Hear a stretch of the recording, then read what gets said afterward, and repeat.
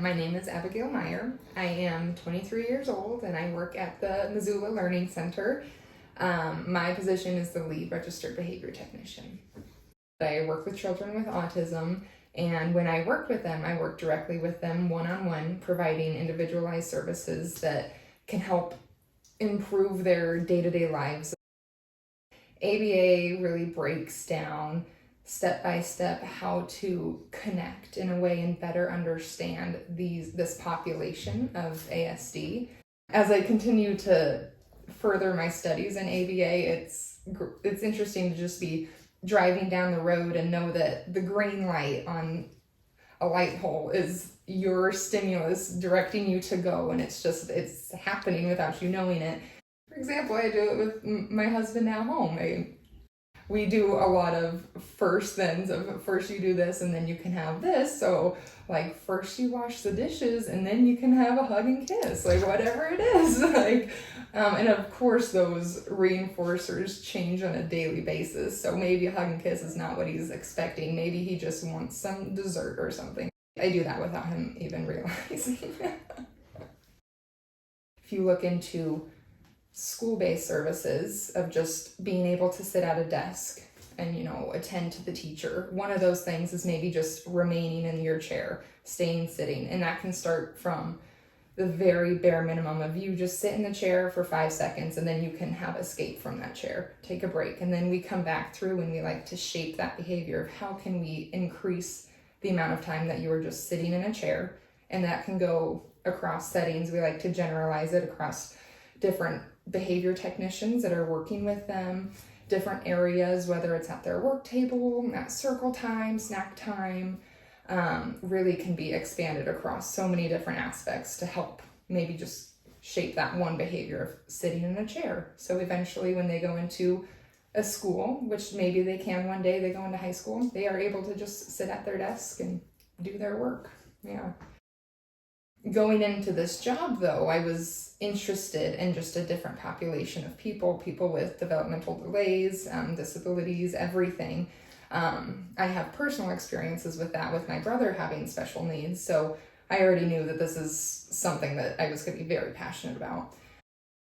As I continued, CDC offered me the opportunity of going to graduate school for this, and so that was a huge eye-opener of like, oh my gosh, I love this. I want to continue with it. So right now in my master's in special education with an emphasis in ABA therapy. Just totally been taking the ladder that they have here, starting as just a BT to RBT, now lead RBT into BCABA, into BCBA. Who knows if I'll go further to get my doctorate and become BCBAD. You could just keep going, which is really great. That's one of the main things I really love about being here is you just continue to rise.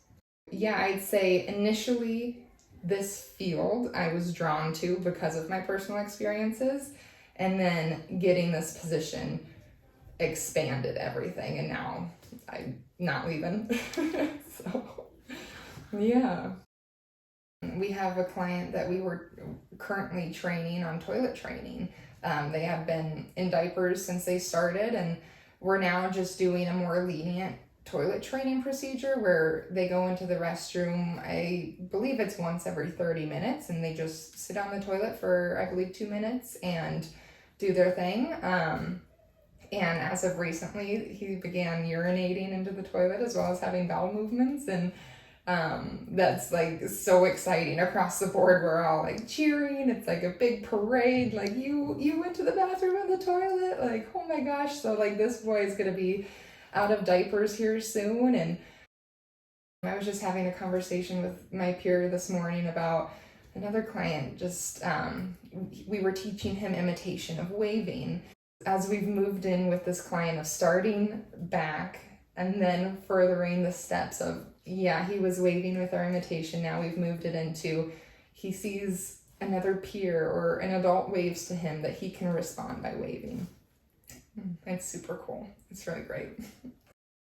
With our learners too, there's a lot of sensory built into it. So those variables may even include the lighting or different sounds. Sounds are huge here. being really aware of those type of things. That's where it goes back into being individualized. Some of our clients need to be in a room by themselves. Some other clients can be in a room with some other clients working at the same time.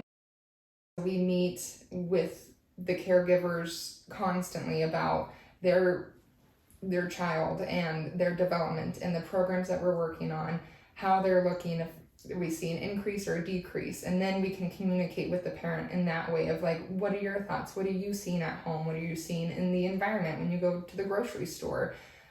So we can have that open communication that way. We also have parent education too, where we can help work with the parent on how to handle these behaviors, that if you're in a grocery store and your client really wants that cereal box, but you just can't do it that time, how to maybe go about that. So we've had many opportunities where parents can come into center, be there, hands-on, watch the RBT work with them. They can even take turns working with their client in a clinical setting, with having their BCBA there, helping coach and train. There has been opportunities where I've been working with a client, and then we have mom or dad on FaceTime video watching how I'm working with the client. And we share a lot of videos and pictures of them interacting here at the clinic.